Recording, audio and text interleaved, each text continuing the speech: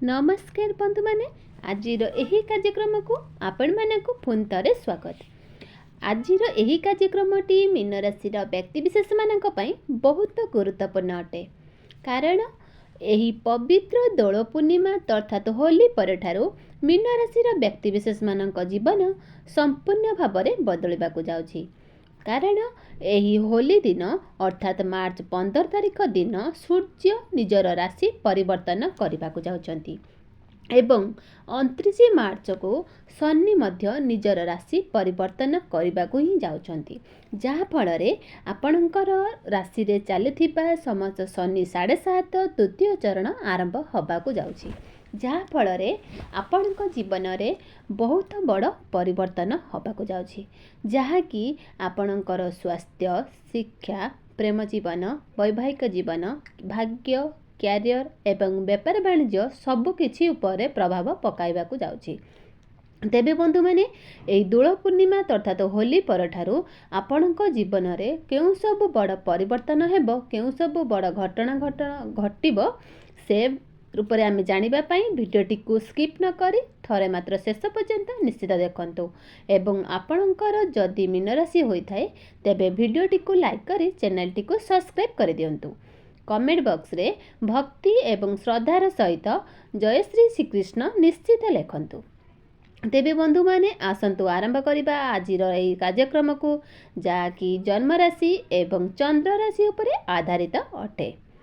तो राशि चक्र 12 गोटी राशि मध्यरु अंतिम राशि होउछि मीन राशि, अर्थात 12 नंबर राशि होउछि मीन राशि।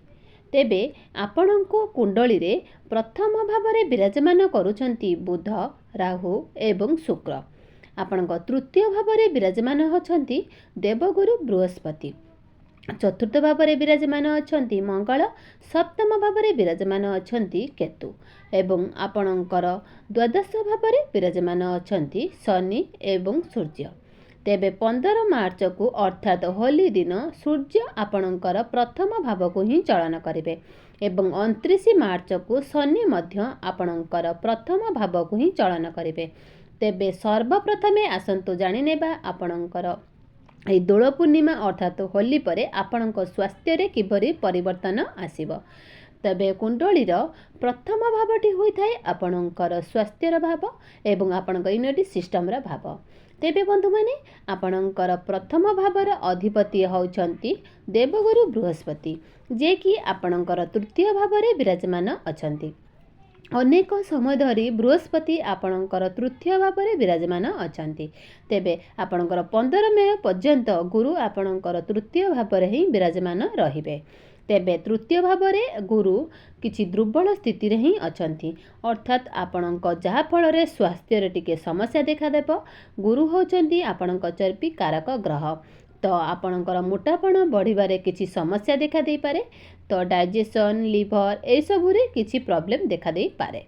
तो आपण निजर स्वास्थ्य रे टिके जत्न नियंतु, निज खाद्य प्रयर आपण टिके नियंत्रण रक्षा करंतु, योग, व्यायाम एवं प्राणायाम इत्यादि करंतु। तेबे ए सबु छोट बड़ समस्या आपणकर स्वास्थ्य रे देखा देबो।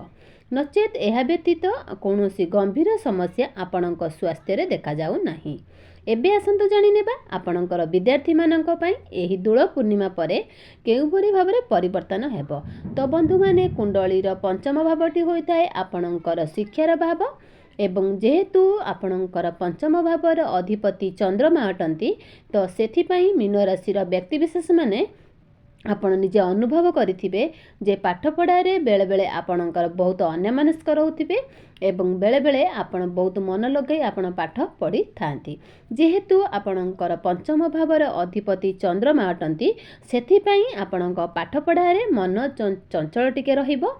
तेणु आपण जेतेबेले मन देई थांती सेतेबेले बहुत भल भाବରେ ही पाठ पढ़ी थांती। जेतेबेले आपण अन्यमनस्क होई थांती तो बिल्कुल ही आपणकर पाठ पढ़ारे मन लगाई पारि न थांती।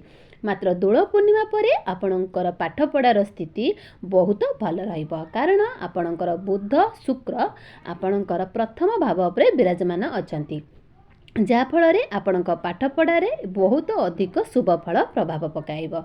एबे आसंतु जानिबा आपणकर प्रेम जीवन रे किपरि रहिबाकुची एई दोल पूर्णिमार।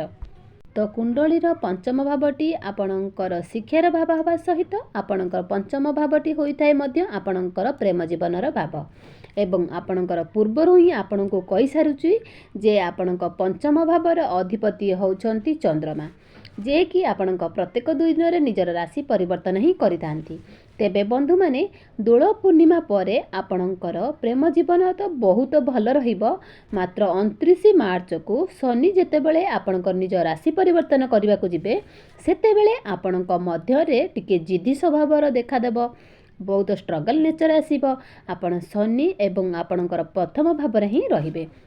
तो शनि 7.5 द्वितीय चरण आरंभ होइजिबो। तेबे आपणकर माइंड मध्य डाइवर्ट हेबो। तो आपणकर बहुत किछि ओवर थिंकिंग मध्य आसी पारे। ए सब समस्या आपणकर देखा देई पारे। एबे आस जानिबा आपणकर वैवाहिक जीवन किपरि रहइबो ए दोल पूर्णिमा रे।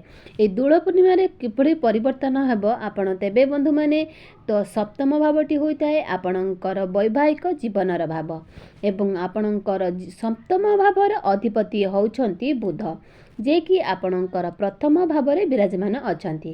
तो प्रथम भावरे रही आपणकर निज स्वग्रह अर्थात आपणकर सप्तम भाव को ही देखुचंती।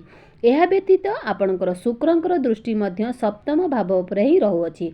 तो दोल पूर्णिमा परे आपणकर वैवाहिक जीवन बहुत भल रहिबो। एबे आसन जानिबा आपणकर बिजनेस किपर रहइबो ए दोल पूर्णिमा रे। तो बिजनेस रे आपणकर बहुत लाभ हबो। तेबे बंधु माने आपणकर पई सबुठारु बहुत अधिक परिवर्तन कथा होउची आपणकर शनि 7.5 द्वितीय चरण आरंभ हबो। कारण 29 मार्च को शनि आपणकर द्वादश भाव को आपणकर प्रथम भाव को ही आसीबे। तेबे शनि 7.5 जो 3टी चरक रही थाए ता मध्यरु से द्वितीय चरणटी होइथाए सबुठारु अधिक जंत्रणादायक। तेबे आपणकर निजस्व जन्म कुंडली रे शनिकर स्थिति किभली रहिछि ताहा अधिक गुरुत्वपूर्ण अटे। कारण आपणक कुंडली रे जदि शनि उच्च स्थिति रे थांती तेबे मित्र राशि रे थांती तेबे आपण कोनोसी भी तेबे शनिकर राशि परिवर्तन परे ऊपर थिंकिंग उपरे टिके दूरे रहिबार अछि। आपणक माइंड को टिके कंट्रोल रखिबार अछि। तो वैवाहिक जीवन रे मध्य आपण को विशेष ध्यान दबार ही अछि। तो आपण को निजर जेहेतु जिद उपरे टिके नियंत्रण रखिबार अछि तेबे आपण जेते पारिबे शांत एवं नम्र रहिबाकू चेष्टा करंतु। तेबे प्रतिकार स्वरूप आपण प्रत्येक दिन शनिकर बीज मंत्र जप करंतु। आपण प्रत्येक दिन हनुमान चालीसा मध्य पाठ करंतु। तो उदित सूर्य को प्रत्येक दिन जलाघ्य अर्पण करंतु। देखिबे आपणकर सबु समाधान हो जिवे। रहिले दर्शक बंधु जय जगन्नाथ।